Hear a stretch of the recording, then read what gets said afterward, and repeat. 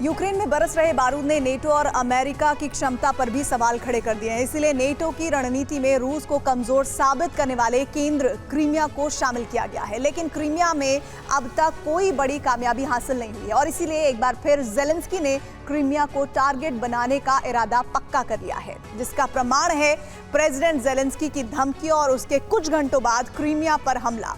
लेकिन क्रेमलिन ने भी दूसरे सिरे पर क्रीमिया से आगे तक का दायरा बढ़ाने की तैयारी कर ली है। देखिए रणनीतिक मोर्चे पर बिल्कुल ताजा हालात। बार बार क्रीमिया ब्रिज को टारगेट करके क्रीमिया का रूस से संपर्क तोड़ने की कोशिश ज़ेलेंस्की का पहला लक्ष्य बन गया है। हालांकि कीव ने अब तक हमला करना स्वीकार नहीं किया था।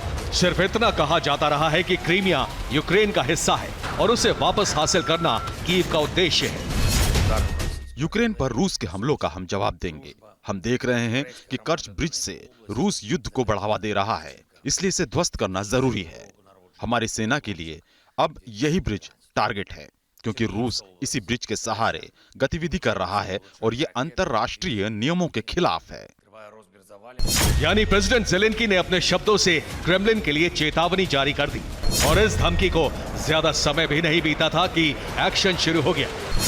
सिर्फ कर्च ब्रिज नहीं बल्कि ज़ेलेंस्की की धमकी के साथ शुरू हो गया यूक्रेन का ऑपरेशन क्रीमिया। ये तस्वीर प्रेसिडेंट ज़ेलेंस्की की तरफ से जारी हुई धमकी के कुछ घंटों बाद की है। हमला क्रीमिया के उस क्रास्नोवोर्दस्की जिले पर हुआ है जहां रूसी सेना ने हथियार और गोला बारूद का डिपो बनाया था और दावा है कि यूक्रेन के कामिकाज़ी ड्रोन ने टारगेट पर सटीक निशाना लगाया। हथियार डिपो तबाह हो गया।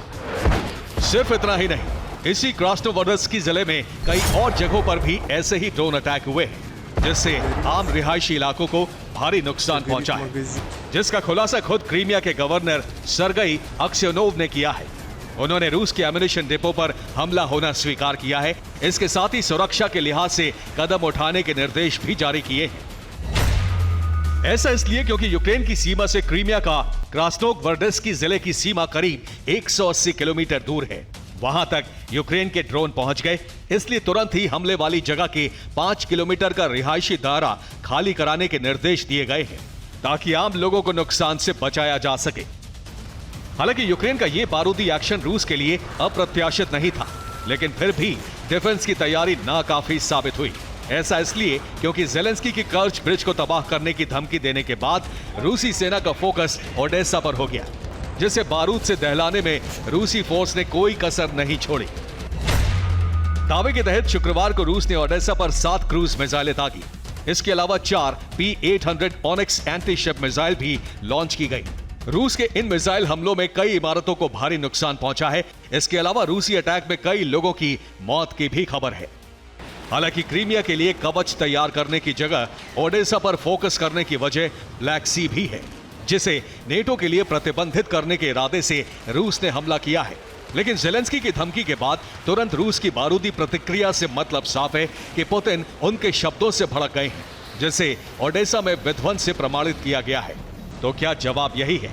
क्रीमिया में रूसी बेस और डिपो को ध्वस्त करना ओडेसा का जवाब है, या फिर क्रीमिया पर धमकी और अब हमला कोई नई रणनीति है? जवाब इस जंग के इतिहास में ही छिपा है और जवाब है नेटो का दबाव।